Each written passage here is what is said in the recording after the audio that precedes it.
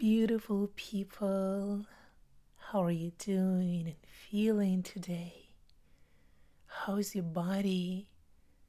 How is your mind? How is your heart?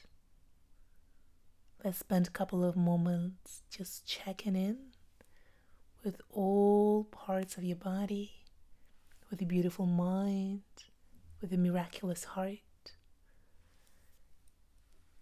Get yourself into a comfortable position. I will do some cleansing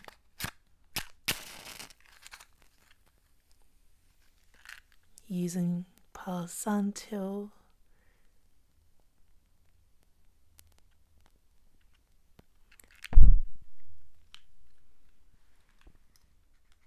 You can visualize how in the sacred smoke, everything that is no longer serving you, leaving your body, your energetic, mental, physical, spiritual bodies. Breathe deeply, relax your muscles.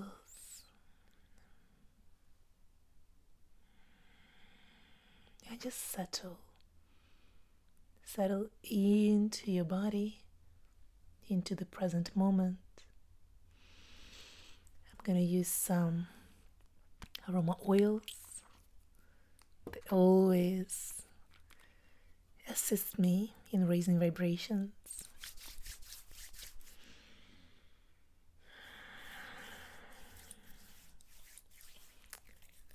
Okay, I felt that it's time to share with you one of my favorite books, which I read and reread multiple times. It's Change Your Thoughts, Change Your Life by Dyer. I'm gonna read to you using my Kindle, and this book has been written by Dr.Wayne Dyer using the ancient book written by Lao Tzu called Tao Te Ching. I will read to you one verse at a time. We'll begin with the first one.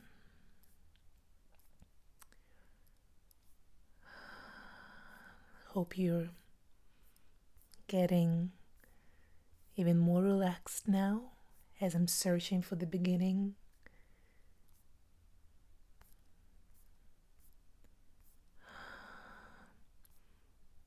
There are 81 verses in total, and we will listen one at a time.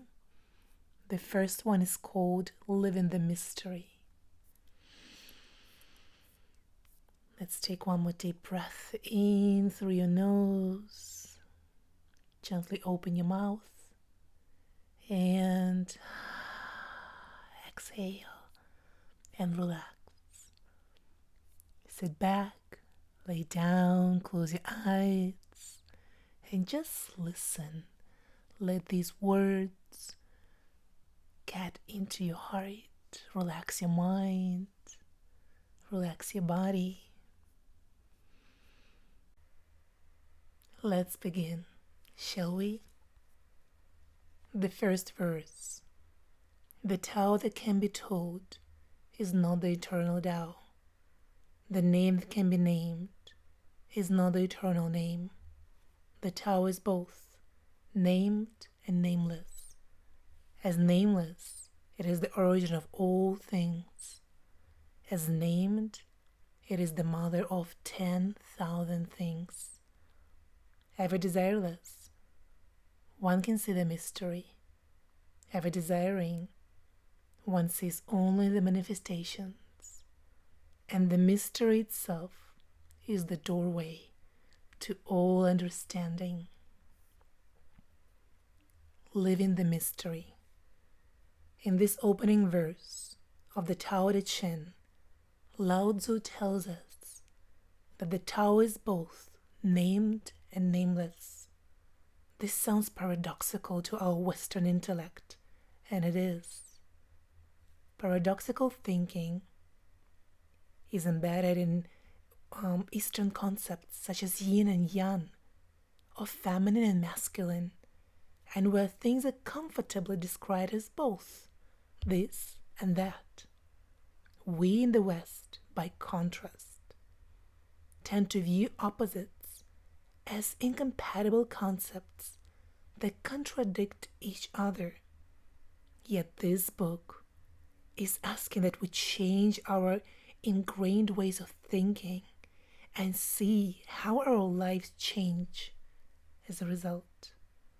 The Tao is a knowable, unseeable realm where everything originates, while at the same time the Tao is invisibly within everything. When we desire to see the mystery, we attempt to define it in terms of the outer world of form, what Lao Tzu calls the 10,000 things. He counsels us that letting go of trying to see the mystery will actually allow us to see it, or, as I like to think of it, let go and let God. But how can we do that? One way is to permit ourselves to practice more paradoxical thinking by recognizing and desiring and desireless, which is wanting and allowing, are different and the same, rather like the mysterious end of continuum. Desiring is the physical expression of creating conditions that allow us to be receptive. That is, it's in the world preparation for receiving. According to Lao Tzu, wanting to know or see the mystery of the Tao will reveal evidence of it in a variety of manifestations, but not the mystery itself. But this isn't a dead end. From this ground of desiring, the flowering of the mysterious Tao grows. It's as if wanting transforms into effortless allowing. Desiring, one sees the manifestations. Desireless, one can see the mystery itself. When we tune into what Lao Tzu is telling us, it becomes readily apparent that our world produces abundant examples of how paradoxical process. Think of gardening and desiring the luscious homegrown tomatoes and spring daffodils. Allowing them to grow is ultimately what happens. Now think of the things in your life that involve wanting and how they're different from allowing. Wanting to go to sleep, for instance, rather than going to sleep. Wanting to diet rather than dieting. Wanting to love rather than loving. In this reference to the Tao, desireless means trusting, permitting, and allowing. Desire is both the beginning and the ground of desirelessness. Yet wanting is also the beginning to the ground of allowing. They are the same and they are different. Pay attention to the times when you can feel in your body where you are on the continuum between desiring and allowing, or trying and doing. Trying to play the piano, drive the car, or ride the bicycle is the same as the different form actually playing the piano, driving the car, and riding the bicycle. Once those outer world activities are desired and learned, there's a time when allowing is what you do. The point here is to recognize the difference in your body between trying and allowing, and to then become aware of the effortless sensations of the letter. This practice will also lead to a greater awareness of the invisible mystery and the 10,000 things, which are visible phenomenon of the world. The 10,000 things that Lao Tzu refers to represent the categorized, classified, and scientifically named objects of the earth, which help us to communicate and identify what we are talking and thinking about. Yet, for all our technological expertise and scientific categorization, we can never truly create a human eye or liver or even a grain of wheat for that matter. Each of these things, along with their reminder of the comprised to no unnamed world, emerge from the mystery, the eternal Tao. Just as the world is not its named parts, we are not exclusively the skin, bone, and rivers or fluids we're physically made of. We too are the eternal Tao, invisibly animating our tongues to speak, ears to listen, and eyes to see and experience the manifest and the mystery. Consciously allowing this nameless mystery is ultimately the way to practice the Tao. Does this mean putting yourself in harm's way? Of course not. Does this mean trusting the mystery at the moment you're being mugged or mistreated? Probably not. Does it mean never trying to change things? No. It does mean cultivating a practice of being in the mystery and allowing it to flow through the unimpeded. It means permitting the paradox of being in form at the same time that you allow the mystery to unfold.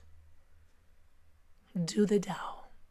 Find your personal ways of living in the mystery. As Lao Tzu says in the first verse, and the mystery itself is the doorway to all understanding. Here is my advice for translating this passage into daily practice in the 21st century. First and foremost, enjoy the mystery. Let me enjoy a sip of my coffee.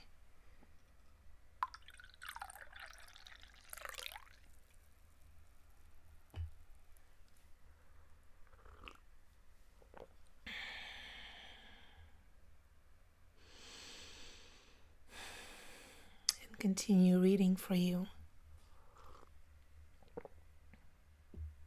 Let the world unfold without always attempting to figure it all out.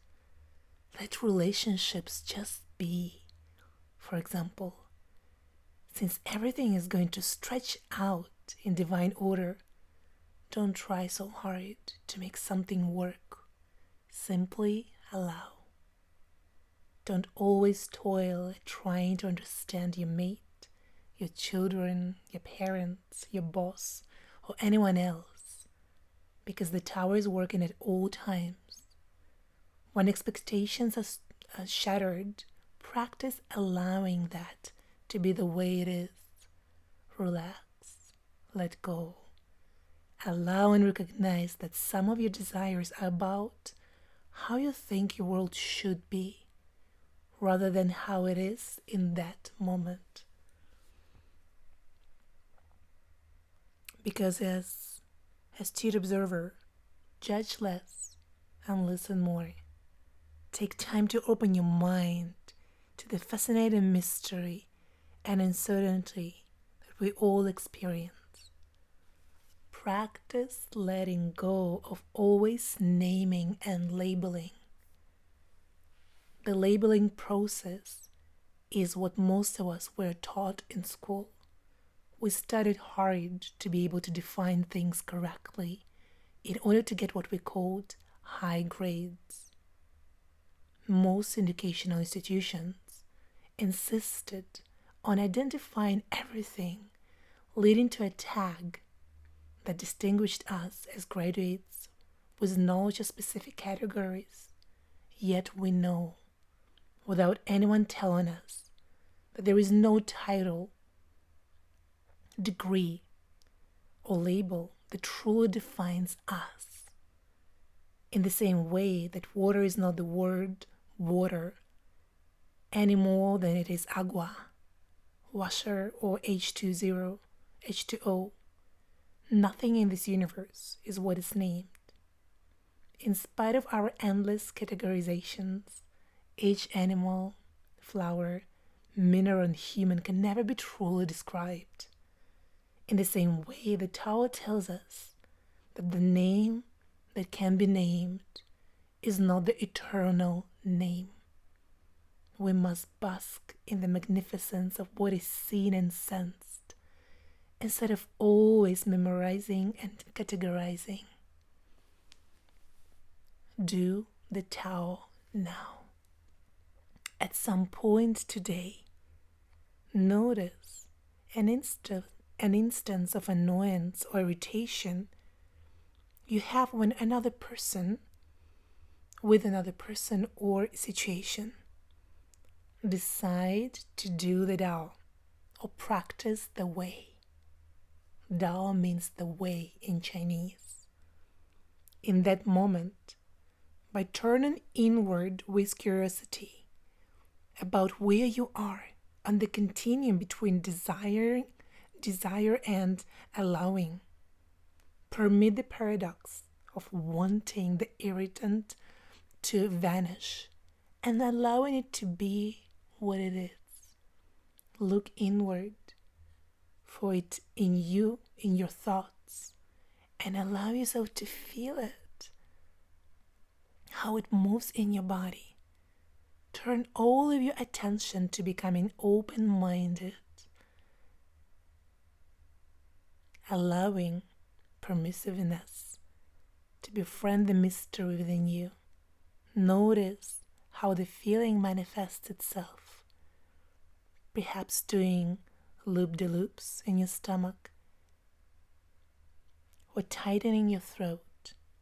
Wherever it is, allow it within you. Give it non-judgmental attention. Notice the desire for the feeling to disappear and allow it to be monitored compassionately by you. Accept whatever comes. Encounter the mystery within without labeling, explaining, or defending. It's a subtle distinction at first, which you must take personal responsibility for identifying. You alone can prepare the ground of your being for the experience of living the mystery.